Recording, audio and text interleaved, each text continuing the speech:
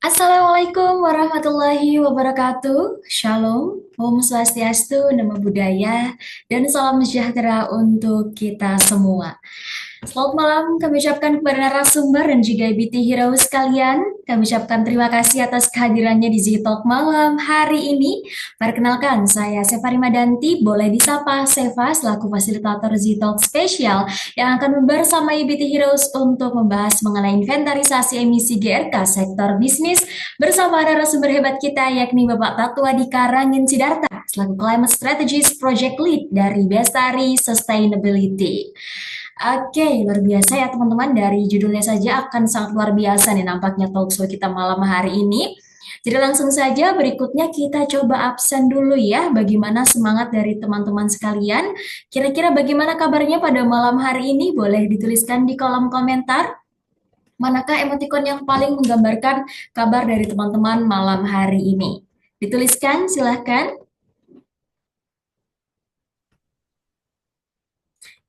Terima kasih Kak Aida. Oke, bagaimana dengan yang lain? Pak Herman ini berapi-api, Kak Rahma juga berapi-api. Wow, narasumber kita juga sangat semangat ini nampaknya ya. Terima kasih Pak Hasan.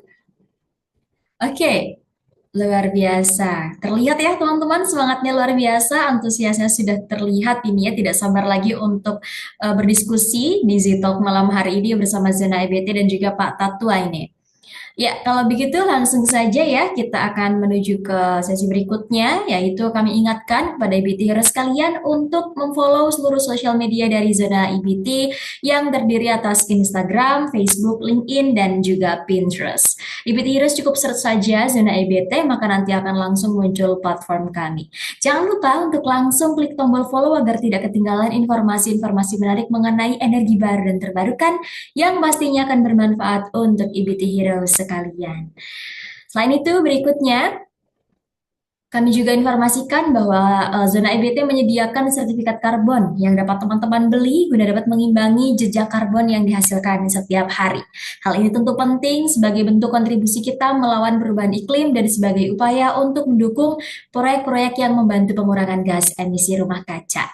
Bagi teman-teman yang mungkin terlewat untuk membeli sertifikat karbon pada saat registrasi, boleh sekali langsung scan atau pindai kode QR pada layar untuk pembelian. Baik, terima kasih. Mari sama-sama kita wujudkan masa depan yang berkelanjutan ya. Nah, IBT Heroes berikutnya ternyata masih ada yang seru nih dari zona EBT ya. Jadi teman-teman nanti bisa mendapatkan hadiah yang seru nih dan juga menarik tentunya ya. Jika nanti teman-teman berkenan berbagi ceritanya ketika mengikuti zona akademi termasuk talkshow malam hari ini. Caranya bagaimana? Silahkan nanti teman-teman bagikan cerita yang bentuknya boleh foto atau video selama talkshow berlangsung di Instagram masing-masing. Nah ceritanya boleh berupa ilmu dan juga materi yang dikemas secara kreatif dan menarik ya tentunya. Sebelumnya dipastikan dulu juga teman-teman sudah mengikuti akun Instagram kami di @zonaebt dan pastikan sudah join grup WhatsApp-nya. Untuk 3 peserta dengan cerita paling menarik dan kreatif akan mendapatkan hadiahnya loh. Ditunggu pengumumannya nanti di grup WhatsApp dan juga Instagram kami ya. Apabila nanti ada pertanyaan juga boleh disilakan diajukan melalui grup atau official WhatsApp Zona EBT. Mari juga abadikan momen kalian dan juga dapatkan hadiah serunya. Oke, sesaat lagi kita akan segera memasuki sesi pematerian, tetapi kurang enjoy rasanya nih kalau kita belum berbincang-bincang dengan IBT Heroes yang sudah hadir pada malam hari ini ya. Kiranya dapat berkenan ya untuk berbagi harapannya terkait Z-Talk malam hari ini karena nanti kita akan membahas inventarisasi emisi GRK sektor bisnis. Mungkin di sini kita akan coba oke, di sini ada Kak Aida Wijaya. Mungkin berkenan berbagi harapannya Kak malam hari ini bersama Z-Talk Zona EBT. Halo Kak Aida, Halo, selamat malam. selamat malam. Iya, kalau saya sih sebetulnya dari sisi dosen ya, cuma ingin dapat ilmu-ilmu lagi deh, karena kalau dari sini kelihatannya ilmu-ilmunya update-update dan lebih ke praktek gitu. Oke, Itu luar aja sih. biasa. Terima Oke, kasih. baik terima kasih Kak Aida untuk harapan yang sudah dibagikan. Oke, semoga nanti sesuai ya Kak ya dengan harapan yang sudah dibagikan tadi. Ya, mungkin satu lagi ya untuk salah satu dari peserta selain tadi Kak Aida, mungkin kita ke Kak Kak Rahma Husnia. Halo Kak Rahma. Iya, halo, selamat malam. Selamat malam. Ya, mohon maaf belum bisa on cam ya. Tidak apa-apa, Kak. Oke, Kak Rahma boleh berbagi Oh mungkin iya, harapannya untuk si talk malam hari ini bersama Zona EBT dan Pak Tatwa nih nanti. oh iya, semoga bisa mendapat ilmu yang bermanfaat ya malam hari ini karena topiknya seru banget. Ada inventarisasi emisi gas rumah kaca di sektor bisnis. Karena biasanya dengernya di sektor energi, waste, dan sebagainya. Dan ini sektor bisnis tuh kayak gimana sih sebenarnya perhitungan emisi dan lain-lainnya. Itu aja mungkin Kak. Excited Oke. banget pengen dengerin kata tua. Oke, baik. Terima kasih Kak Rahma. Wah, Pak Tatwa nih sudah ada nih yang sudah terlihat sangat antusias karena topik malam hari ini masuknya ke bidang bisnis juga nih kaitannya dengan GRK gitu ya. Jadi kalau gitu langsung saja karena teman-teman juga sudah tidak sabar lagi kita akan memasuki pembacaan sesi pembacaan rules talk show. Nah, yang pertama mohon diperhatikan teman-teman sekalian, teman-teman diwajibkan mengenakan pakaian bebas rapi, kemudian mengganti nama dengan format nama underscore asal instansinya. Lalu diwajibkan untuk menonaktifkan mikrofon dan menyalakan kameranya selama acara talkshow berlangsung. Nah, ketika nanti sudah Kira dipersilakan nyalain oleh aja. MC, maka dapat mengaktifkan mikrofonnya. Nah, kemudian peserta dilarang untuk mencoret-coret, membuat kegaduhan, baik melalui chat maupun via mikrofon, atau bertindak tidak sopan di depan kamera selama acara talkshow berlangsung. Nah, peserta juga dengan demikian ya wajib untuk mengikuti aturan atau rules dari talkshow kita pada malam hari ini. Oke, demikian untuk rules talkshow sudah saya bacakan. Kita akan segera memasuki sesi pematerian. Jadi malam hari ini kita akan berkenalan ya sebelumnya dengan narasumber yang sangat luar biasa yaitu Bapak Tatwadika Rangin Sidarta selaku Climate Strategist Project Lead dari Bestari Sustainability.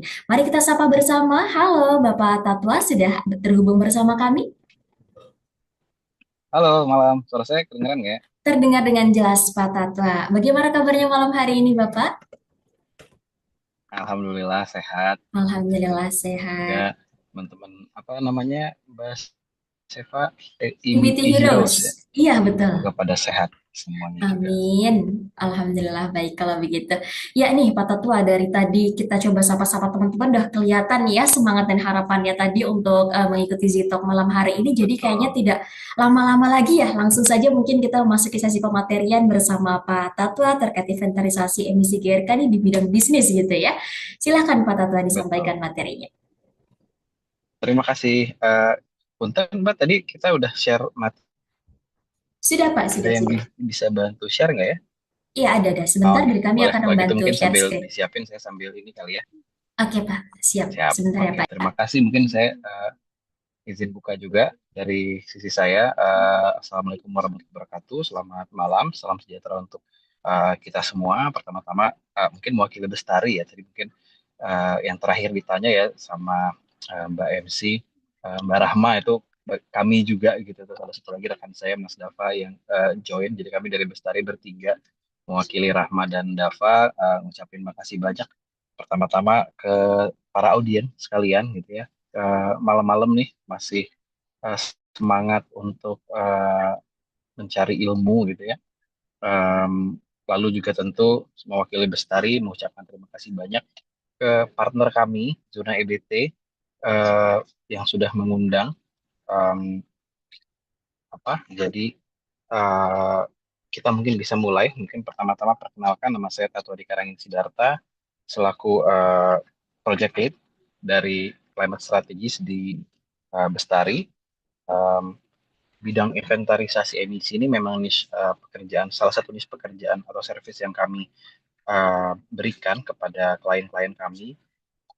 Dan along the way kami bertemu dengan zona EBT karena Bapak Ibu, kalau kita nanti Bapak Ibu juga akan ngeh gitu ya, kalau kita ngomongin net zero dekarbonisasi itu adalah suatu aktivitas yang mesti dikerjain bareng-bareng gitu. Jadi kita mesti partnership nih, nanti kayak kayak dari zona EBT dan kami gitu ya dari Bestari. Terus nanti kalau case tadi ada dari akademisi ya, tadi ada ibu dari akademisi, kita juga perlu banget collaborate dengan institusi pendidikan riset gitu karena kita kalau ngomong net zero ini kita akan sangat ngobrolin tentang kemajuan teknologi, utamanya teknologi bersih atau teknologi hijau. Gitu. Nah, buat industri juga apalagi pasti akan sangat berpengaruh sebagai main actor gitu ya dari um, both penyumbang emisi dan juga pemain dalam pengurangan emisi gitu. Nah, jadi hari ini kita akan secara singkat mungkin mengupas apa di permukaan tentang penghitungan emisi gas rumah kaca sektor bisnis. Um, ya, boleh next slide.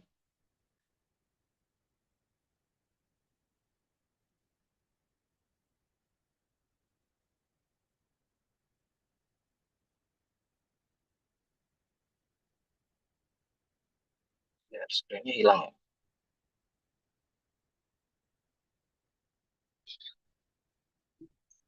Mbak Sheva ini share screen-nya hilang atau di aku aja ya?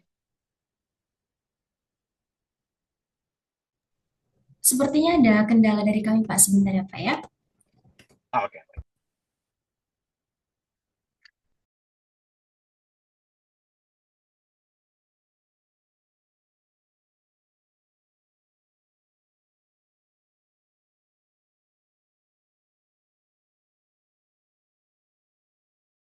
Oke, sudah nampak lagi teman-teman dan Bapak? Sudah? Iya, sudah nampak.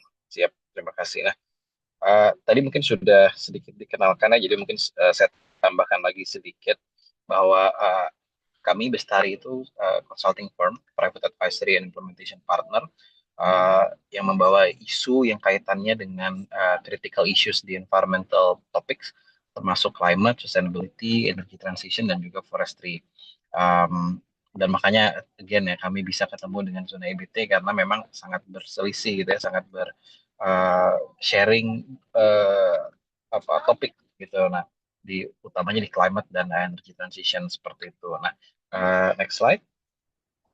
Jadi ini mungkin akan saya speed up biar kita masuk di topik utama. Boleh ya, ini slide ini saja. Nanti baru. Oke.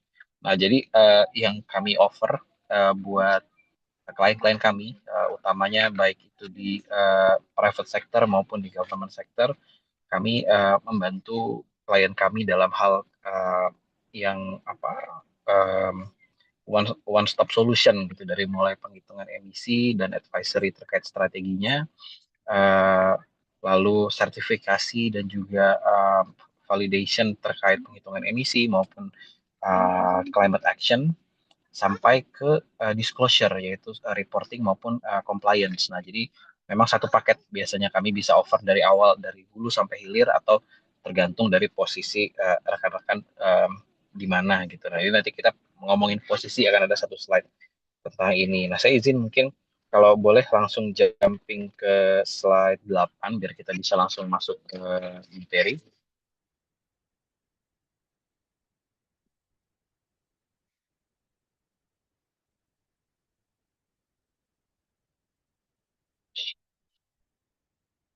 Ya, ini nanti bisa sambil di-share, bisa sambil teman-teman baca.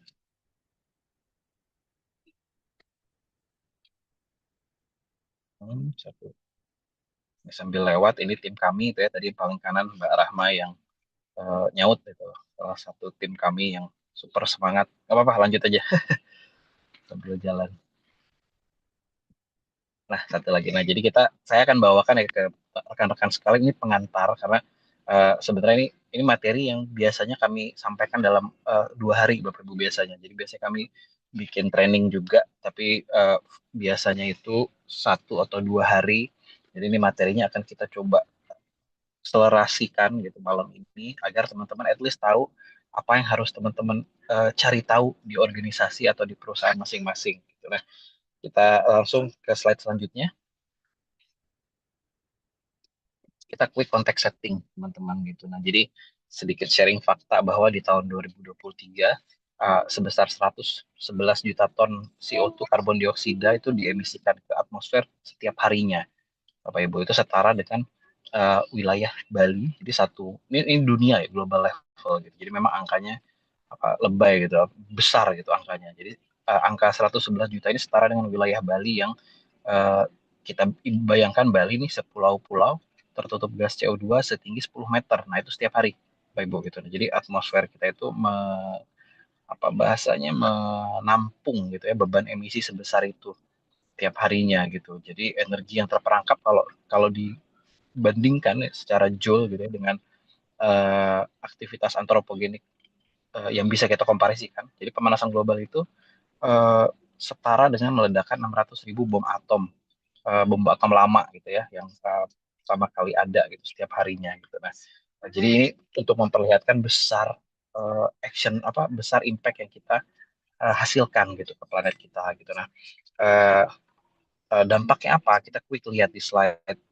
selanjutnya bahwa kita ngerasa nih Bapak Ibu, saya nggak tahu kalau Bapak Ibu ngerasa atau enggak, tapi saya rasa harusnya semuanya ngerasain gitu bahwa bencana iklim ya mungkin kita bahasanya itu makin makin hari makin makin banyak, makin kesini makin banyak gitu. Kayak contoh nih kalau kita lihat di yang gambar-gambar ini ya kemarin yang sempat rame itu kan kalau Bapak Ibu ingat di awal 2024 itu ada banjir bandang di Valencia di Spanyol yang mana itu belum pernah kejadian sebelumnya gitu. Belum lagi yang waktu itu kebakaran di California yang di perumahan-perumahan elit, selebriti dan juga politician itu banyak eh, terdampak di situ gitu. Nah, ini juga memperlihatkan bahwa kalau kita ngomong bencana iklim itu eh, apa marginal impact-nya itu tidak hanya ke kaum-kaum ibaratnya lapisan-lapisan masyarakat yang di bawah gitu, tapi juga sampai semua orang kena. Jadi bencana iklim ini nggak pandang bulu gitu ya.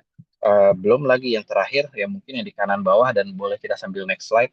Kalau kita bahas banjir bandang di Sumatera yang sekarang sedang menjadi topik ya, saudara-saudara kita dan semoga kita doakan bencana ini bisa segera pulih dan Sumatera bangkit kembali. Tapi kalau kita ngomongin akar masalah, kita bisa bertanya-tanya teman-teman apakah banjir bandang Sumatera ini pure bencana alam atau akumulasi dari berbagai kelalaian kebijakan pemerintah dan juga bisnis gitu. Nah, kan kemarin banyak kan yang bahas bahwa di aliran air banjirnya itu banyak pohon gitu, kayu besar-besar gitu ya. Memang ternyata banyak pengerusakan alam yang terjadi dan terakumulasi dari beberapa puluh tahun sebelumnya gitu. Nah, next. Jadi kalau kita bahas perubahan iklim, teman-teman, perubahan iklim itu di next slide, perubahan iklim itu memang pada akhirnya tidak hanya mempengaruhi aspek lingkungan.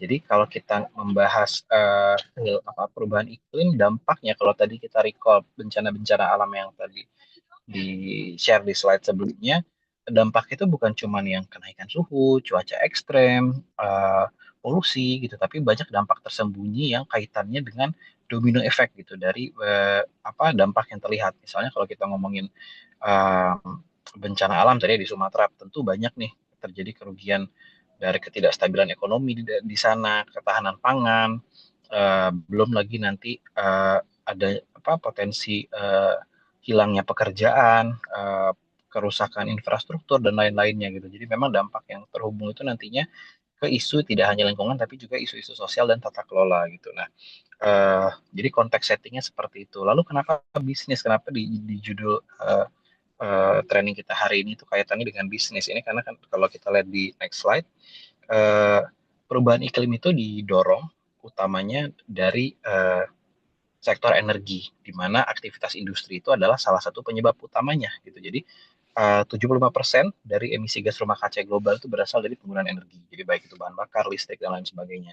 Nah, sektor manufaktur, konstruksi, transportasi itu dan listrik dan panas sebagai kontributor utamanya gitu. Nah, sektor industri itu menyumbang emisi hampir 30% dari total emisi GRK ini tidak termasuk dengan perubahan lahan yang juga ada kaitannya dengan industri, emisi domestik atau emisi dari kita gitu ya sehari-hari yang juga sebenarnya adalah dampak tidak langsung dari industri. Jadi sebenarnya besarnya itu lebih lebih besar dari 30% kalau kita ngomongin indirect dan direct indirect impact-nya seperti itu. Nah, maka dari itu lahirlah berbagai di next slide faktor pendorong dan penarik jadi push and pull factor gitu ya bahasanya yang meminta gitu atau mengharuskan industri itu untuk beralih lebih cepat ke model bisnis yang berkelanjutan.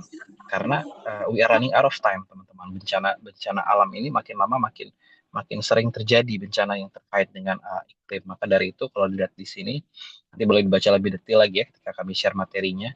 Uh, ada berbagai faktor yang mendorong, baik itu dari regulasi, tekanan rantai pasok. Ini kalau teman-teman ada yang mungkin bakal terimpact ini ya, tahun depan, 2027 itu si BEM akan diimplementasikan, dan harusnya dari 2026 ini udah mulai banyak perusahaan yang pay attention ke topik ini gitu. Belum lagi harapan investor jadinya, karena makin ke sini uh, investment itu akan selalu makin diarahkan ke yang portfolio hijau seperti itu. Nah, uh, dan macam-macam lagi, ada juga pull factor dari kaitan kemajuan teknologi, reputasi dan nilai merek gitu ya. Semakin ke sini produk yang makin hijau, rendah energi, rendah emisi itu semakin dipilih juga oleh customer seperti itu. Nah, jadi memang banyak nih yang mulai mewajibkan atau mendorong bisnis untuk mengeksplor bagaimana caranya beralih ke model bisnis yang berkelanjutan.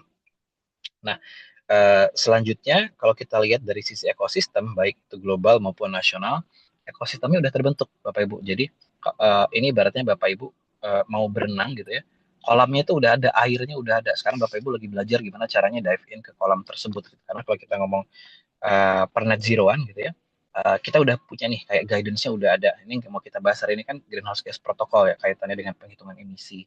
Terus kalau kita ngomong net zero, ada namanya nanti science based target. Nanti kami kasih juga satu slide tentang ini.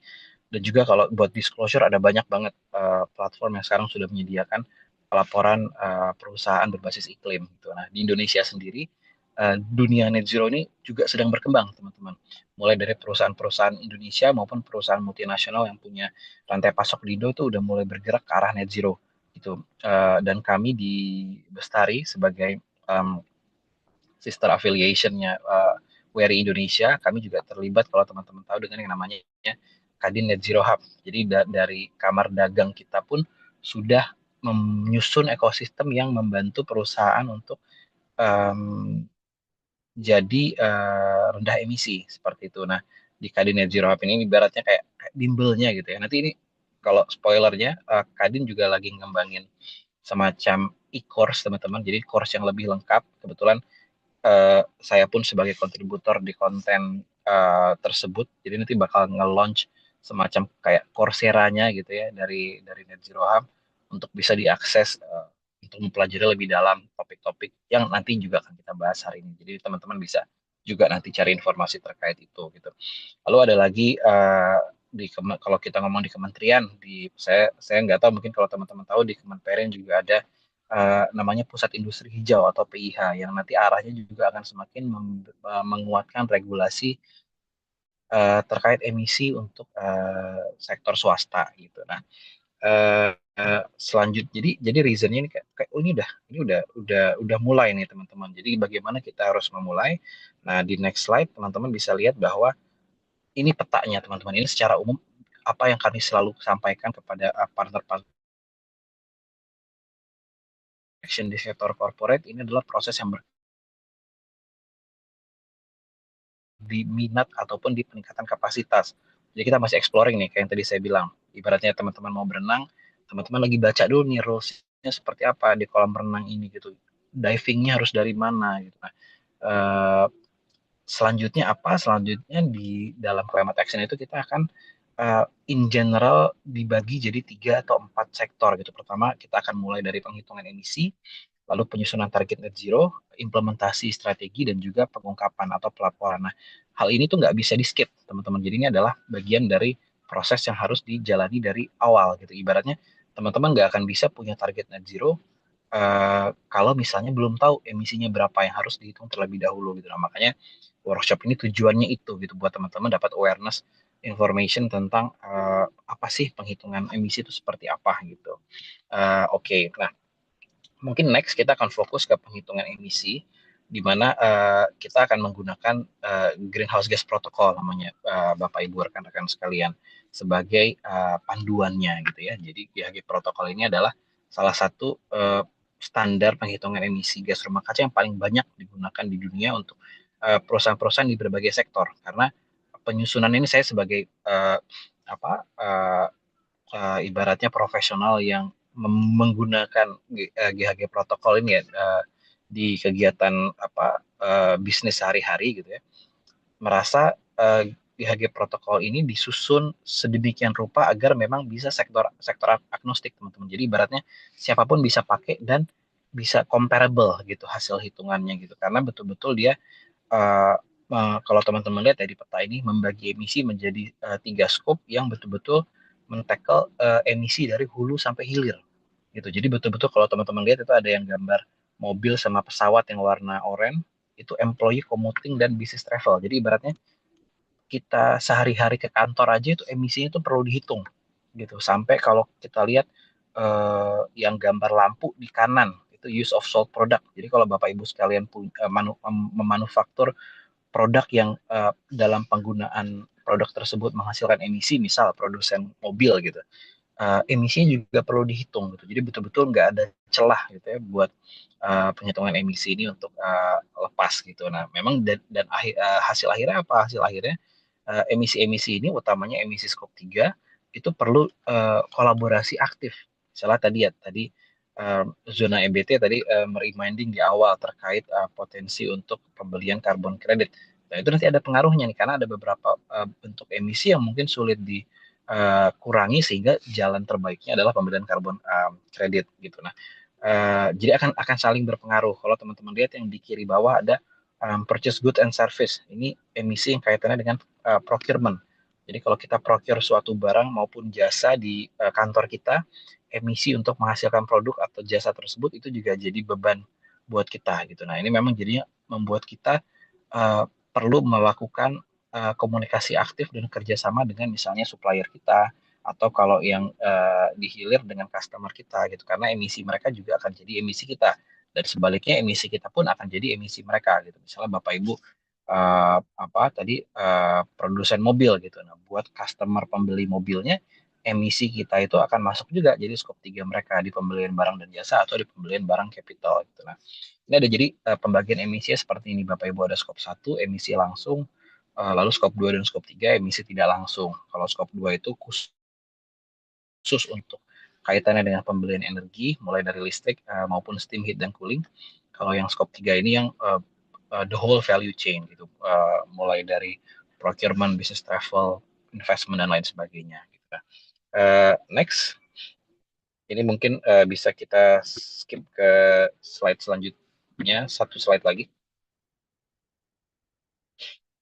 Nah, kalau tadi Bapak Ibu lihat kan emisi banyak nih Bapak Ibu. Tapi sebenarnya cara penghitungannya itu, jadi di slide ini ya kalau dari pengalaman kami ngasih training atau ngobrol sama klien, penghitungan emisi itu kesannya ketika lihat slide GHG protokol tadi, aduh kayaknya susah nih, gimana cara saya menghitung emisi perjalanan karyawan saya gitu. Nah, tapi sebenarnya penghitungan emisi itu sangatlah mudah Bapak Ibu.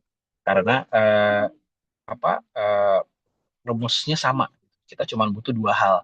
Yang pertama data aktivitas, yang kedua faktor emisi. Nah, data aktivitas ini bisa berasal dari konsumsi listrik, konsumsi bahan bakar, berat sampah, harga barang yang kita beli dan lain sebagainya. Nanti dikawinkan gitu ya dengan berbagai sumber faktor emisi yang bisa menghitung data tersebut dan merubahnya menjadi satuan emisi. Nah, kalau kita ngomong faktor emisi, ini source-nya banyak banget, mulai dari yang gratis sampai berbayar, tergantung dengan seberapa detail kita ingin menghitung emisi tersebut. Gitu. Nah, masuk ke slide pertama, kalau kita ngomongin apa namanya data aktivitas, macam-macam nih data, gitu ya. Jadi kalau kita, nah di sini nih, ini penting kenapa teman-teman industri perlu paham, karena kalau kita ngomongin data aktivitas, next slide, itu um, sumbernya bisa berasal dari 2 source. Karena tadi mungkin teman-teman bertanya-tanya gitu ya, kayak gimana caranya kita bisa menghitung misalnya emisi dari perjalanan karyawan gitu, kalau datanya nggak ada. Nah, ini yang perlu teman-teman pay attention dulu bahwa di Greenhouse Gas Protocol itu ada 2 opsi pengumpulan data. Yang pertama itu data primer, jadi teman-teman bisa dapat aktual data gitu ya, atau ataupun data sekunder yang bentuknya misalnya dari statistik, dari studi literatur atau dari asosiasi gitu ya, data-data yang bentuknya agregasi gitu ya, data-data yang bisa diestimasikan juga gitu. Nah, ini datanya jadi bisa macam-macam teman-teman. Satuannya bisa mulai dari konsumsi bensin ya yang paling obvious gitu ya. Jadi mengubah liter bensin misalnya ke satuan emisi atau jumlah pengeluaran, eh, besar konsumsi kWh listrik atau bahkan berapa biaya listrik yang dibayarkan, tonase limbah maupun jarak tempuh dari satu titik ke titik lain yang kita nanti convert jadi data jarak, dan dari data jarak kita convert jadi data emisi gitu. Nah, jadi datanya banyak. Jadi teman-teman nanti bisa explore bagaimana caranya mendapatkan data tersebut di perusahaan masing-masing karena nanti akan menarik dilihat bahwa data-data terkait emisi ini tidak hanya dipegang oleh ibaratnya tim-tim enviro di kantor atau tim HSE gitu ya, atau kalau sudah ada tim sustainability. Jadi pemegang datanya biasanya nggak di situ karena misalnya kalau kita ngomongin apa tadi ya, balik lagi misalnya perjalanan karyawan itu mungkin yang megang data alamat karyawan itu di HR gitu. Jadi kita harus kontak orang HR, boleh boleh dong lihat persebaran karyawan perusahaan itu tinggalnya di mana aja, sejauh mana dari kantor gitu misalnya. Nah, jadi memang kita perlu kolaborasi juga di dalam perusahaan Bapak Ibu. Jadi Bapak Ibu di sini sebagai calon-calon championnya gitu ya harus paham dulu bahwa penghitungan emisi itu akan melibatkan seluruh faktor di perusahaan gitu. Nah, next kita bahas faktor emisi. Di next slide, kalau kita ngomong faktor emisi, tadi sudah saya sempat singgung cepat gitu ya, bahwa sumbernya ada banyak gitu. Jadi faktor emisi ini intinya tuh dia ngerubah satuan yang tadi misalnya liter, kilogram, rupiah, kWh menjadi satuan CO2 ekivalen. Nah ini sumbernya ada banyak. Kalau kita ngomongin physical factor gitu ya, yang satuannya misalnya CO2 ekivalen per MWH, per liter, per MMBTU, itu ada dari IPCC ya, sebagai induk ya, induk organisasi climate change. Mereka punya juga database faktor emisi. Terus ini tulisannya EI ini database LCA, Bapak Ibu, di salah satu database LCA terbesar di dunia, namanya EcoInvent, tapi dia sistemnya berbayar. Lalu ini ada juga ibaratnya KLH-nya Inggris. Uh, Mereka punya juga database faktor emisi untuk bahan bakar, energi gitu ya. Kita harapkan juga sebenarnya KLH gitu akan segera punya nih ibaratnya source faktor emisi gitu. Nah, maupun yang bentuknya sektoral kayak FAO itu dia punya juga faktor emisi untuk industri terkait pangan, maupun PCAF. PCAF ini yang kaitannya dengan financial sector. Nah, kalau ngomongin financial sector juga kita akan punya banget faktor emisi yang satuannya satuannya berbasis harga gitu ya, satuannya berbasis misalnya CO2 ekivalen per dolar, per rupiah dan lain sebagainya. Nah, next slide. Nah, kalau kita ngomongin variasi data, Pak Ibu. Jadi kalau kita ngitung emisi itu sebenarnya jadinya luas banget data yang bisa kita pakai gitu ya. Jadi mulai bisa kita menggunakan data berbasis harga, metode rata, metode hybrid maupun spesifik supply. Nah ini apa aja nih? Ini buat jelasin gampangnya kita misalnya mau ngitung emisi dari sepasang sepatu gitu ya. Ini simple aja gitu kayak semua orang harusnya punya gitu. Nah, kalau kita mau ngitung nih emisi sepatu kita tuh berapa gitu. Kita bisa tinjau pertama dari kita mengingat-ingat dulu. Kemarin beli sepatu harganya berapa ya gitu. Kalau misalnya udah tahu nih harganya berapa gitu, bisa langsung kita konversikan harga tersebut ke satuan emisi dengan mengalihkan faktor emisi berbasis harga gitu. Nah, as simple as that gitu ya, semudah itu gitu. Jadi datanya udah bisa kita pakai dan kita laporkan dalam laporan emisi kita. Tapi moving forward tentu data tersebut perlu kita refine. Kenapa? Karena misalnya kalau kita ngomongin emisi, apa misalnya ngomongin sepatu, harganya kan beragam ya.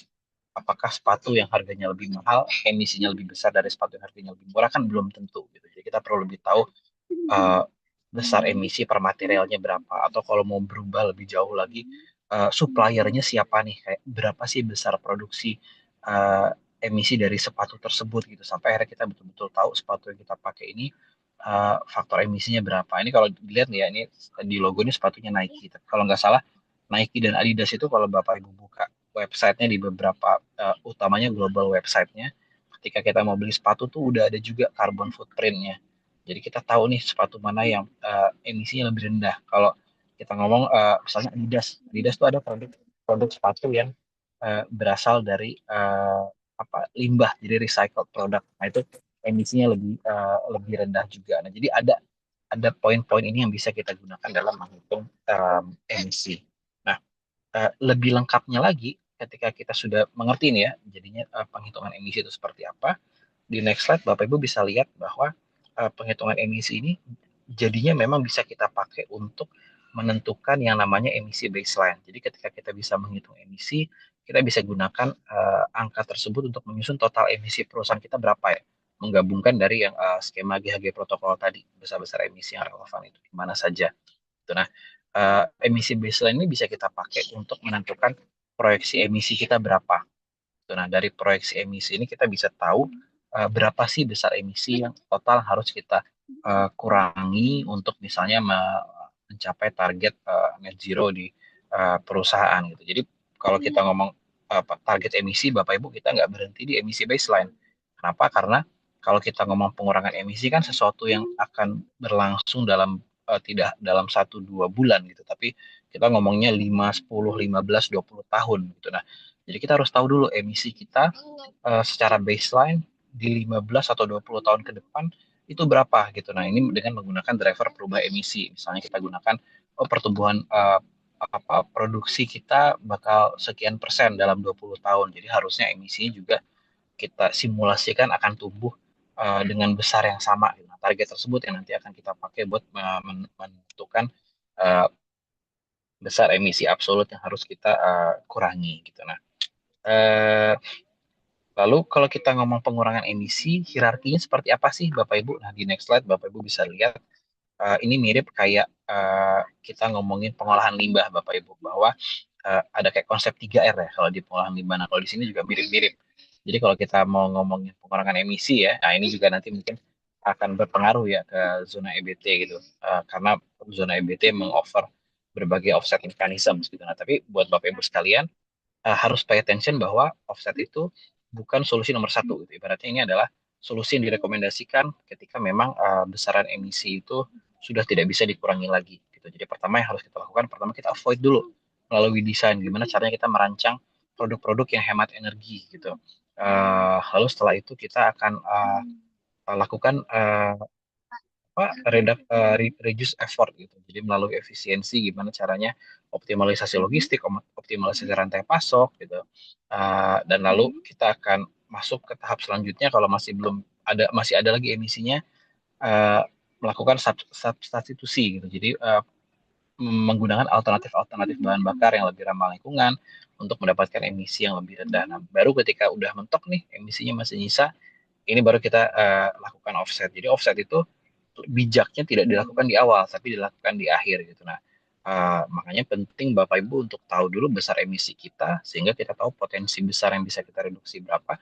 Jadi Bapak Ibu tahu persis ketika kita perlu offset itu berapa jumlahnya. Nah, ini langkah paling bijak ketika kita ingin mengelola emisi kita gitu. Nah, dan di next slide mungkin bisa kita lihat bahwa uh, ketika Bapak Ibu bisa menghitung emisi, lalu bisa memproyeksikan besar pengurangannya, Bapak Ibu juga akan bisa menentukan materi prioritas dari inisiatif dekarbonisasi yang perlu kita lakukan. Jadi kalau kita lihat di map ini ya, kita bisa lihat uh, seberapa besar emisi kita, sehingga kita tahu berapa besar emisi yang harus dikurangi, serta potensi dekarbonisasi atau upaya pengurangan emisinya itu apa aja sih gitu, dan posisinya di mana aja. Apakah ada upaya yang dampaknya besar dalam artian pengurangan emisinya itu major dan secara kelayakan itu udah visible gitu, sehingga itu bisa jadi inisiatif prioritas kita.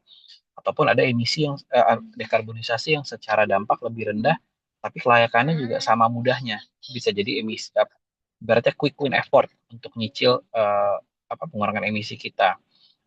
Atau nantinya ada juga emisi yang secara dampak tinggi tapi kelayakan pengurangannya itu masih masih lebih sulit, misalnya masih mahal gitu ya, biaya capitalnya masih mahal, sourcingnya masih susah, sehingga itu mungkin bisa jadi opsi prioritas selanjutnya gitu, kayak kita tunggu dulu deh R&D-nya sampai matang. Misalnya contoh Bapak Ibu kalau kita ngomongin eh, solar panel itu dulu mungkin bentuknya masih susah kelayakannya di Indonesia gitu, karena mungkin akses ke apa raw materialsnya dan lain sebagainya masih lebih sulit gitu. Sedangkan sekarang sudah lebih lazim gitu, sehingga bisa jadi inisiatif prioritas buat perusahaan. Atau misalnya yang lebih kebayang mobil listrik.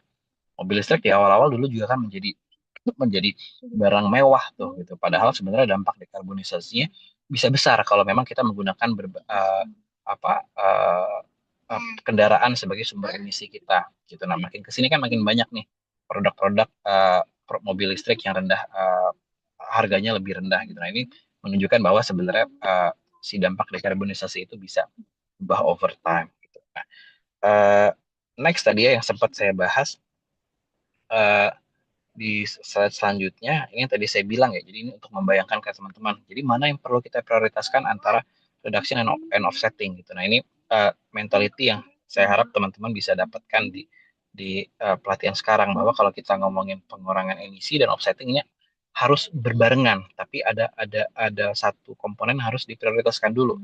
Jadi teman-teman setelah training ini harus paham bahwa ada berbagai macam nih teman-teman terms yang digunakan perusahaan untuk mengklaim climate actions-nya. Ada yang bilang zero carbon, ada yang bilang carbon netral, ada yang bilang apalagi biasanya bahasanya itu, dan juga net zero. Nah, kalau kita spesifik bahas carbon netral dan net zero, ini ada perbedaan yang mencolok, Bapak Ibu. Kalau kita ngomong carbon netral, ini apa adalah status yang as per today itu bisa kita dapatkan saat ini juga gitu. Jadi misalnya kita udah tahun emisi kita berapa, misalnya ada 100 emisi kita langsung kurangi dengan offsetting sebesar 100 juga, maka kita udah bisa bilang kita karbon netral. Tapi problemnya adalah apakah emisi kita sebenarnya hilang dari atmosfer? Jawaban paling kamarnya harusnya tidak. Gitu. Nah, sedangkan kalau net zero ini kita akan upayakan dulu absolute reduction sampai ke suatu titik tertentu uh, dan sisanya itu kita offsetkan. Gitu. Nah, kalau kita ngomongin target berbasis sains, net zero ini harus diprioritaskan karena kita akan mengupayakan pengurangan emisi semaksimal mungkin sebelum kita kurangi. Gitu. Nah, jadi ini makanya penting teman-teman, Zona EBT sudah menyediakan apa layanan untuk kita bisa melakukan carbon offsetting, tapi kita juga harus paham sebenarnya seberapa besar sih yang kita butuhkan gitu. Nah, meskipun sebenarnya in general melakukan apa project carbon offsetting itu akan selalu berdampak baik, karena investment kita di dalam offsetting project itu akan berguna untuk bahasanya itu beyond beyond value chain mitigation gitu. Jadi kita mendekarbonisasi lingkungan sekitar kita dengan berinvestasi dalam project-project konservasi atau sequestration dari karbon. Gitu. Nah, kalau kita ngomong target berbasis sains, teman-teman, ini terakhir akan saya share konsep yang namanya Science Based Target Initiative atau SBTI di next slide. Ini adalah kerangka untuk mencapai net zero. Jadi ini kalau Bapak Ibu ingin punya mimpi perusahaannya bisa menjadi net zero, SBTI adalah ibaratnya MUI-nya gitu, MUI-nya gitu. Jadi memberikan label halal, misalnya kita punya bisnisnya perlu label halal. Nah, SBTI ini adalah lembaga yang bisa memberikan kita label bahwa perusahaan kita itu sudah secara sains punya net zero target. Nah, ini nanti bisa dipelajari lebih lanjut. Tapi intinya adalah kita harus bisa paham dulu besaran emisi kita berapa, yang nantinya bisa kita proyeksikan pengurangan emisinya sebesar apa gitu. Nah, jadi nanti Bapak Ibu bisa jadikan apa? Bisa dijadikan pertanyaan gitu ya. Kira-kira seperti apa sih target net zero kami kalau misalnya menggunakan skema SBTI gitu. Ya, SBTI ini dia udah punya Bapak Ibu pathway pengurangan emisinya berdasarkan sektor bisnis kita gitu. Nah, itu nanti mungkin jadi apa ibaratnya spoiler buat teman-teman bisa explore setelah ini gitu ya.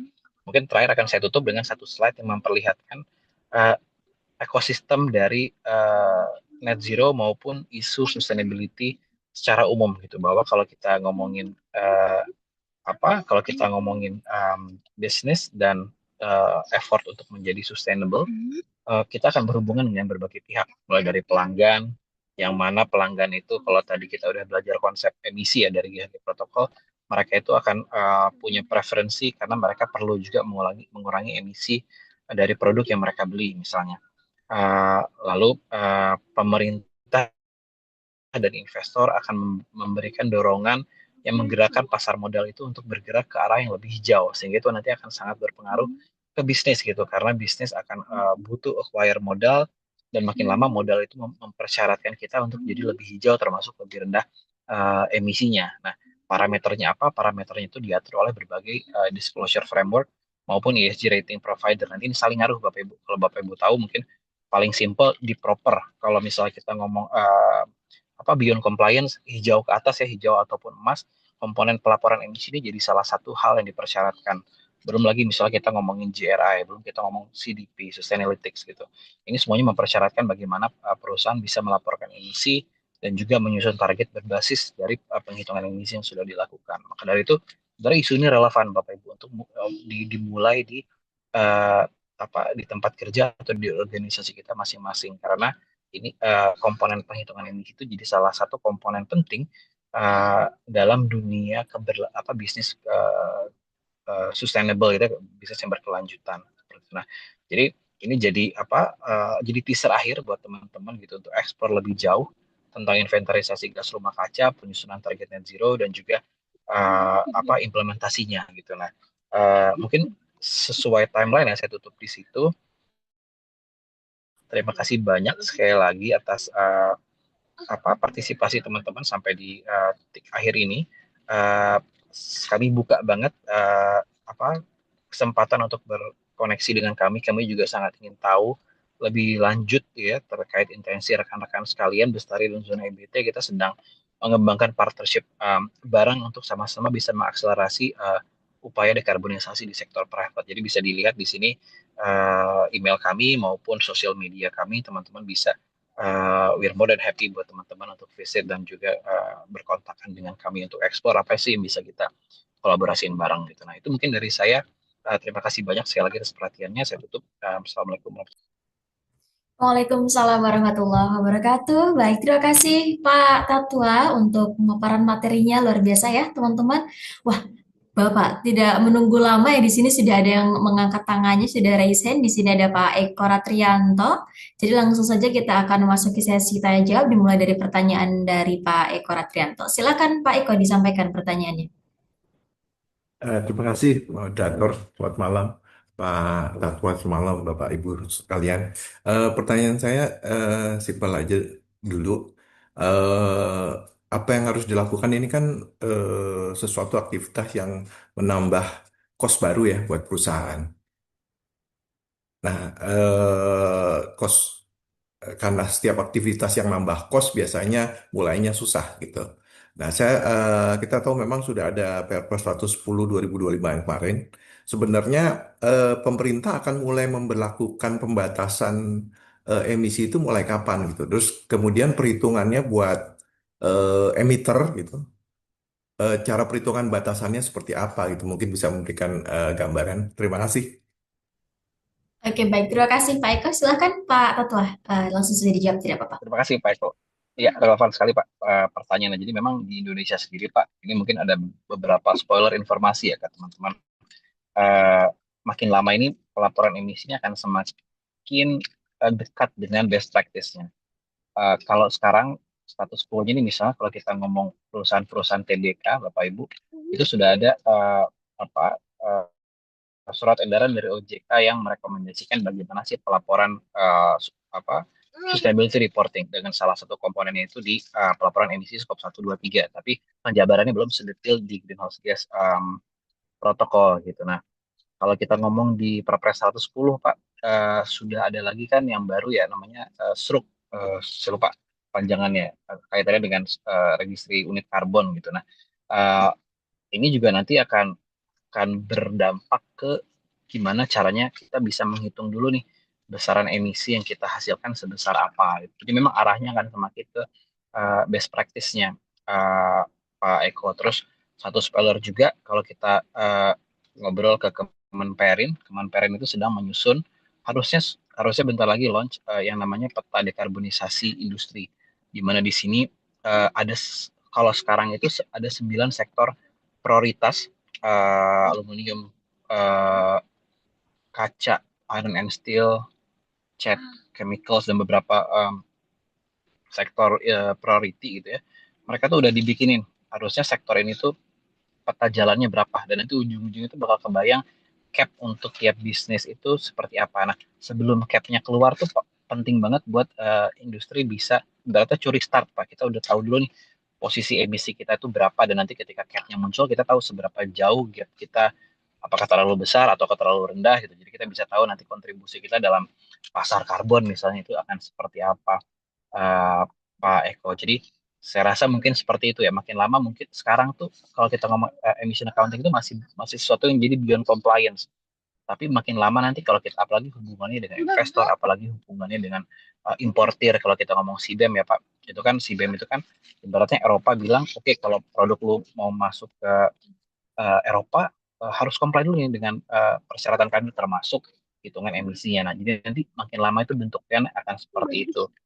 Pak Eko, kira-kira seperti itu sih Pak gambarannya gitu. Jadi mari kita sama-sama curi start nih Pak. Curi start, kita tahu dulu nih posisi emisi kita sebelum kebijakan kiri kanan atas bawah itu akan meminta itu jadi sesuatu yang tidak beyond compliance tapi jadi basic compliance. Terima kasih. Oke, baik. Terima kasih Pak Tato untuk jawabannya dan juga Pak Eko. Ya, berikutnya tadi sudah ada pertanyaan di kolom chat Pak Tatwa dari Pak Ade Armansyah ya. Nah ya, GHG protokol tentu hal yang sangat baik untuk diikuti menuju keberlanjutan bumi, tetapi bagaimana mengimplementasikannya dan membuat semua pihak sadar untuk menjalankannya, Pak Tatwa. Seperti juga greenhousing yang masih lebih ke wacana daripada keharusan. Apa kendalanya, Pak Tatwa kira-kira? baik. Terima kasih Pak Ade. Ini again pertanyaan sangat relevan ya Pak. Bahwa mungkin tadi kalau kendala itu sempat kebahas juga ya, bahwa memang mungkin hal ini masih menjadi hal yang beyond compliance. Jadi belum belum banyak kewajiban di situ, meskipun nanti trennya seperti yang saya sampaikan makin lama akan makin mengarah ke basic compliance nih ini gitu. Nah, bagaimana mengimplementasikannya, sebenarnya implementasi paling awal kalau penghitungan emisi saya bisa bilang just do it dulu Pak gitu. Karena sebenarnya kalau kita ngomongin penghitungan emisi, kalau Bapak udah paham konteks GHG protokol, tata cara penghitungan dan juga scoping emissionsnya, ini hal yang sebenarnya mudah. Ibaratnya ini bukan hal yang terlalu membutuhkan capital expense yang terlalu besar. Jadi kita mulai dulu. Dan biasanya saran saya kepada klien-klien kami adalah bagaimana kita bisa jadi pionir dulu nih di supply chain kita. Karena modelnya biasanya gini Pak, ada perusahaan dia udah ngitung dulu emisinya berapa, lalu tahu nih emisi skop 1, 2, dan 3-nya, apalagi skop 3 itu berapa gitu. Dan biasanya skop 3 ini paling besar Pak. Nah, langkah mereka buat ngurangin skop 3 adalah mencari tahu emisi-emisi supply chain mereka berapa. Jadi ujungnya mereka bakal minta vendornya atau suppliernya atau customernya untuk bisa ngitung juga. Jadi konsep GHG protokol itu disusun agar supaya semakin banyak orang yang pakai, semakin besar nanti apa kebutuhan untuk menjaring data emisi di kiri kanan dan dari perusahaan kita. Jadi kalau kita udah jadi pionir Pak, kita bisa punya controlling position untuk membuat pihak-pihak lain sadar. Contoh kami recently kerja bareng sama beberapa perusahaan yang rantai pasoknya besar. Mereka sekarang udah mulai request Pak, oh jadinya salah satu solusi yang perlu kami lakukan adalah kami perlu minta nih laporan rutin emisi supplier kami berdasarkan GHG protokol gitu. Jadi the way to do it menurut saya Pak, bagaimana mengimplementasikan, just do it gitu. Bagaimana cara membuat semua pihak sadar ketika Bapak sudah tahu posisi emisi Bapak, Bapak akan request supplier maupun customer kita untuk punya tata cara penghitungan yang sama dengan kita. Nah, jadi again seperti yang tadi saya sampaikan ke Pak Eko gitu, kita it's better to start earlier gitu sebelum uh, uh, pihak lain nanti yang minta kita untuk menghitung dengan berbagai syarat yang mereka request gitu. Kira-kira Pak Ade, semoga. Oke, baik. Terima kasih Pak Tatwa untuk penjelasannya. Demikian Pak Ade, apakah ada tanggapan lain atau sudah cukup Bapak? Silakan.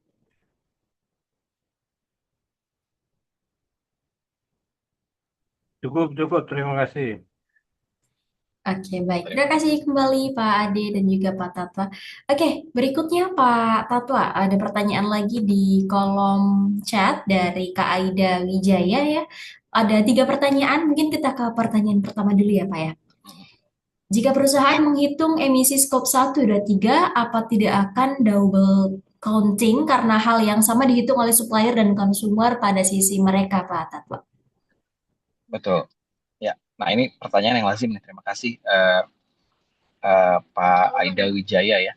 Eh, jadi apakah double counting? Yes, tapi ini intended Pak. Jadi memang sengaja GAG protokol nyusun ini agar emisinya double counting. Dalam artian satu activity yang sama itu akan ditanggung bebannya tidak hanya oleh satu pihak, tapi lebih dari satu pihak, mungkin dua, mungkin tiga, gitu ya, tergantung. Eh, jadinya apa? Jadinya memang pihak-pihak ini akan bareng-bareng kerjasama untuk mengurangi emisinya, gitu. Misalnya antara supplier sama customer-nya, gitu ya. Nah, jadi memang intended. Yang penting perlu kita pastikan, misalnya di konteks negara nih, negara nggak boleh nge-capture emisi industri itu as simple as scope 1, 2, 3 karena mungkin besarnya bakal banyak yang double counting gitu. Nah, yang biasanya nanti bakal di-capture adalah scope 1 utamanya dan scope 2 kalau kaitannya dengan energi listrik gitu. Jadi masalah double counting itu sengaja, tapi dalam reporting harus hati-hati. Kadang juga kalau kita ngomong perusahaan, Pak, misalnya perusahaan konglomerasi yang rantai pasok anak perusahaannya itu sangat banyak gitu. Kadang-kadang suka ada intertransaction antara anak perusahaan. Nah, itu juga dalam pelaporan di uh, perusahaan induknya, di prinsipalnya, itu harus memastikan tidak ada aktiviti emisi yang dihitung dua kali. Seperti itu. Nah, uh, seperti itu. Mungkin yang kedua boleh sambil saya lanjut kali ya. Boleh, Ketika silakan, kita Pak. ngomong Silakan. trading karbon, apakah perusahaan wajib menghitung ketiga skop tersebut atau bisa saja hanya skop satu gitu. Nah, again Pak, kalau kita ngomong trading karbon, eh, yang perlu kita ketahui itu baseline emissions dulu. Kalau kita ngomongin trading karbon untuk memenuhi target net zero, itu perlu kita hitung sampai tiga skop tersebut karena kita jadi tahu besar emisi yang eh, apa ya ibaratnya eh, unmitigated gitu, emisi yang udah nggak bisa banget kita kontrol sehingga kita tahu besaran karbon yang mesti kita beli misalnya gitu. Nah, kira-kira seperti itu. Jadi memang untuk purpose apapun sebenarnya memang penting untuk apa kita menghitung tiga skop tersebut. Nah, eh, kalau pertanyaan ketiga belum semua pihak menghitungnya nih. Jadi apakah data skop 2 dan 3 bisa jadi masih tidak ada. Nah, sebenarnya kalau data itu seperti yang tadi ya Pak yang di slide yang sepatu tadi. Data itu kadang tidak selalu datang dari pihak luar gitu, tapi data bisa di-generate dari pihak kita. Misalnya kalau supplier kita belum hitung ya Pak, misalnya data skop 1 2 mereka yang bisa diklaim jadi skop 3 kita. Yang kita pakai adalah data yang kita punya terkait transaksi kita dengan mereka. Misalnya kalau mereka belum hitung, oh yaudah Pak, tahun depan tapi Bapak hitung ya. Sekarang saya bakal pakai data berdasarkan berapa banyak produk yang saya beli dari supplier itu dari perusahaan supplier kita gitu. Nah, jadi start datanya bisa dari kita Pak gitu. Tidak tidak mesti menunggu dari pihak lain, tapi dengan kita menggunakan data tersebut bisa kita pakai sebagai uh, pushing position buat meminta supplier atau customer kita untuk mulai menghitung emisi sehingga data skop 2 dan skop 3 kita semakin akurat. Kalau skop 2 misalnya ngomong PLN, sebenarnya tiap grade Jamali, Sumatera, Sulawesi dan lain sebagainya itu udah punya faktor emisinya sendiri gitu. Jadi kita udah tahu sebenarnya tiap KWH emisi kita itu berapa emisinya. Seperti itu Pak Aida Wijaya, semoga menjawab. Oke, baik. Terima kasih Pak Toto untuk jawabannya. Demikian Kak Aida, bagaimana? Oke, sudah terjawab nih Pak Toto ya. Kita akan menuju ke pertanyaan berikutnya yang disampaikan oleh Pak Eko.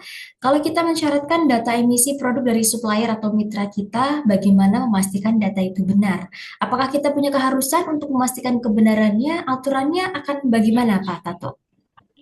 Ya, terima kasih Pak Eko. Ini menarik ya pertanyaannya terkait validasi data. Jadi memang kalau kita ngomongin GHG accounting juga banyak Bapak Ibu ya sertifikasi atau verifikasi yang bisa dilakukan untuk memastikan kesesuaian data gitu. Jadi ada proses itu gitu ya. Tapi kalau kita ngomong misalnya mensyaratkan data emisi itu sebenarnya posisinya itu pertama bisa tergantung dari kita. Apakah kita sudah memastikan semua data yang kita butuhkan itu tersampaikan atau tidak gitu. Jadi memang penting biasanya dalam ini namanya supplier engagement gitu ya. Kita tahu dulu data apa yang pengen kita ambil dari rantai pasok kita gitu. Untuk keharusan kebenaran sebenarnya enggak. Jadi belum ada aturan saklek yang mengatur tentang itu, tapi kita bisa bikin SOP di our own supply chain system yang mana kita bisa menyamakan uh, data terkait emisi dengan data terkait bisnis gitu. Karena idealnya sebenarnya data financial sama data emisi itu harusnya seragam. Misalnya kita ngomongin uh, transaksi 1 miliar gitu, 1 miliar itu harus sesuai dengan berapa produk yang diproduksi misalnya, atau nanti terejawantahkan jadi berapa besar energi yang dibutuhkan untuk produksi produk tersebut. Jadi banyak cara sebenarnya untuk kita memastikan kebenarannya, dan tentu uh, ketika kita melakukan supplier engagement, kita perlu menjaga ekspektasi bahwa dalam first run ini mungkin trial and error dulu. Kita bisa lihat oh supplier mana yang udah bisa lebih comply, mana yang masih butuh bantuan untuk pematangan data. Jadi belum ada aturan sakleknya gitu Pak, tapi um, uh, makin lama akan makin clear seperti itu Pak Eko. Baik, terima kasih Pak Tatwa. Demikian Pak Eko. Apakah ada tanggapan lain atau sudah cukup terjawab Pak Eko? Silahkan. Cukup, terima kasih. Oke, baik. Terima kasih kembali Pak Eko. Ya, oke, teman-teman sekalian, untuk sesi tanya jawab pada malam hari ini masih ada waktu hingga pukul 20.30. Ini masih 22 menit lagi. Kiranya ya bagi dari teman-teman apabila masih ada pertanyaan kepada Pak Tatwa, disilakan sekali berhubung masih ada kesempatan. Boleh apabila ingin berdiskusi langsung, dapat langsung raise hand saja seperti Pak Eko tadi, atau dapat diketikkan saja di kolom chat. Silahkan teman-teman.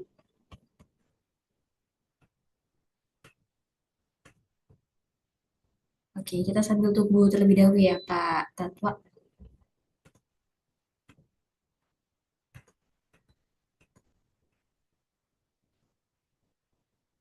Oke, ada pertanyaan lagi? Oke, terima kasih Pak Eko. Kalau sudah ada penetapan batasan emisi per industri, bagaimana pembagiannya ke daerah atau provinsi, Pak Tatwa? Bagaimana pertanggungjawaban pemerintah daerah dalam hal ini? Tanggung jawab pemerintah daerah dalam hal ini? Ya, terima kasih Pak lagi Pak Eko ya, ini pertanyaannya menarik sekali. Uh, tapi disclaimer Pak, sebenarnya ini sedikit di luar ranah ekspertis saya, karena uh, saya lebih berpartisipasi di bagian private sector gitu ya, di industri gitu. Tapi kalau saya boleh coba jawab, uh, memang besaran emisi industri ini akan diklaim emisi daerah, dan nanti emisi daerah ini akan mengkerucut ke kalau diintegrasikan ke pusat akan dibagi jadi emisi sektor. Karena kan kalau kita ngomongin emisi nasional kan kita ngomongin namanya NDC ya, kayak target emisi uh, di Indonesia gitu. Nah, jadi pembagian akan seperti itu. Jadi pembagiannya uh, akan barengan bottom bottom up sama top bottom gitu. Jadi dari Indonesia kita punya targetnya dibagi per sektor. Dari sektor itu akan dilihat distribusi industri itu di mana saja, sehingga besaran batasan emisi per daerah atau let's say misalnya provinsi itu akan kelihatan. Jadi ada nanti target yang satuannya regional, dan juga ada yang target yang bentuknya sektoral seperti itu. Pak Eko Punten mungkin tidak terlalu menjawab gitu, tapi karena sekali lagi uh, di luar ekspertis saya, tapi memang pemerintah menyusunnya nanti akan seperti itu gitu. Kalau di best practice di negara-negara lain juga biasanya seperti itu Pak Eko. Oke, baik. Terima kasih Pak Tatwa. Bagaimana Pak Eko, sudah cukup terjawab atau ada yang mau ditanggapi? Silahkan. Kalau boleh melanjutkan sedikit, kalau misalnya daerah itu punya rencana kerja untuk misalnya pembangunan kawasan ekonomi atau kawasan industri tertentu, itu kira-kira nantinya gimana ya ininya, cara pengaturannya atau melakukan perhitungan atau melakukan apa proyeksi terhadap emisi ini? Terima kasih Pak. Ya, makasih Pak Eko. Setahu saya sih, eh, kalau per daerah itu belum ada sih Pak. Ini masih jadi gap di kita ya. Di kita tuh belum ada sistem MRV yang mengarahkan penghitungan emisi yang kredibel buat daerah Pak. Itu memang masih jadi PR sih. Bahkan di Perpres 110 kemarin pun belum kelihatan dengan clear gitu. Bagaimana sih sebenarnya proses uh, monitoring, reporting, dan verification emission terus dilakukan di sektor regional gitu. Memang jadi masih jadi gap menurut saya Pak, karena seharusnya kita punya dulu nih pusat data misalnya faktor emisi nasional yang bisa diacu uh, apa uh, regional untuk menghitung emisi mereka. Jadi kayak boundary-nya harus sama gitu ya. Komponen emisi yang dihitung apa saja, data faktor emisinya apa. Nah, itu masih jadi gap di kita Pak sayangnya gitu. Sementara di negara-negara lain yang sudah lebih dahulu gitu ya, mereka udah punya nih siapa sih owner utama dari target emisi. Pihak mana yang harus menjadi regulator utama kayak menentukan aturan main penghitungan dan pelaporan emisi. Jadi saya rasa itu masih jadi PR bersama Pak dari pemerintah yang juga sebenarnya harus di-feed juga saran dan masukannya dari sektor private atau mungkin akademisi seperti itu, Pak Eko. Ini mungkin menjawab juga ya dengan pertanyaannya Pak Aida gitu. Apakah sudah ada aturan terkait konversi CO2 yang bisa dipakai di berbagai sumber emisi gitu? Di kita belum ada peraturan yang clear gitu ya, setahu setahu saya gitu.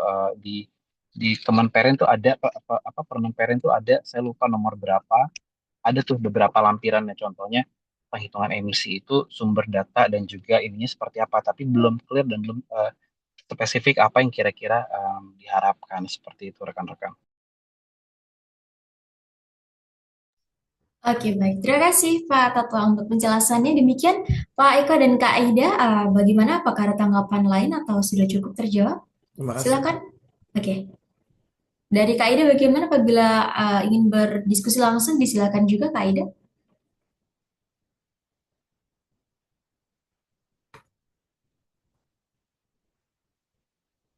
Oke, sambil menunggu respons dari Kak Aida kepada teman-teman. Oke, sudah cukup baik. Terima kasih Kak Aida. Untuk teman-teman sekalian, apabila ada pertanyaan lagi, disilahkan karena kita masih ada waktu sekitar 8 menit ke depan. Oh, sorry. 16 menit ke depan malah. Oke, jadi bagaimana teman-teman apabila ada pertanyaan khususnya terkait topik malam hari ini, berhubung kita masih bersama dengan narasumber kita malam hari ini, Pak Tatu, apabila ada pertanyaan boleh present dulu juga boleh atau diketikkan di kolom chat juga disilahkan.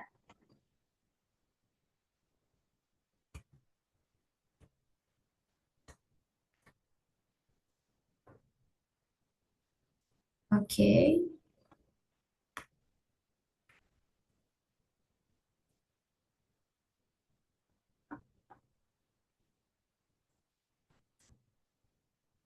Bagaimana teman-teman?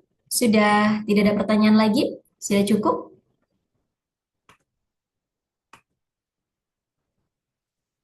Oke. Nampaknya sudah tidak ada pertanyaan lagi nih Pak Tatwa ya. Oke, Baik, ya Oke. feel free banget Bapak Ibu rekan-rekan sekalian buat apa misalnya kirim email gitu ya atau kontak kami gitu untuk misalnya kalau ada diskusi lebih jauh terkait implementasi ini di apa di organisasi teman-teman. Ya, betul sekali. Terima kasih Pak Tata untuk keterbukaan dan juga ketersediaannya untuk dihubungi tadi. Demikian ya Bapak Ibu teman-teman sekalian, apabila nanti ada pertanyaan lebih lanjut yang belum bisa disampaikan pada kesempatan kali ini, tadi Pak Tata juga sudah sempat membagikan untuk kontak yang dapat dihubungi dan mungkin nanti juga terkait materinya boleh dibagikan Pak atau bagaimana? Melalui grup mungkin? Boleh juga ya Pak ya. Nanti dapat Boleh, diakses juga untuk boleh banget. materinya. Terima kasih. Nah, di sana juga ada kontak Pak Tatwa dan juga Bestari Sustainability nih teman-teman. Jadi apabila nanti ada pertanyaan lebih lanjut atau ingin berkoneksi begitu ya, mungkin dapat langsung ke kontak tersebut begitu ya. Ya, karena sudah dicukupkan tidak ada pertanyaan lebih lanjut, kalau begitu kita tutup dulu untuk sesi pematerian dan juga sesi tanya jawab kita pada malam hari ini. Selanjutnya teman-teman untuk mengabadikan acara pada malam hari ini kita akan segera melakukan sesi foto bersama. Oke. Boleh Adek? Supaya terlihat di foto, Adek juga bisa ikut pose bersama teman-teman IBT Heroes nih, Dek. Teman-teman yang tidak terkendala untuk menyalakan kameranya, boleh sekali segera dinyalakan kameranya supaya dapat terdokumentasikan dengan baik. Kami tunggu beberapa waktu ke depan, teman-teman. Oke, baik. Terima kasih yang sudah langsung nih gerak cepat untuk menyalakan kameranya. Bapak Ibu, teman-teman yang lain boleh? Kak Aida, oh tadi Kak Aida kayaknya ada kendala on cam ya? Kalau tidak ada kendala, boleh Kak silahkan dinyalakan. Kak, Pak Eko juga nih, boleh Pak Eko. Oke, oke, baik. Masih kami tunggu yang mungkin mau menyalakan kameranya.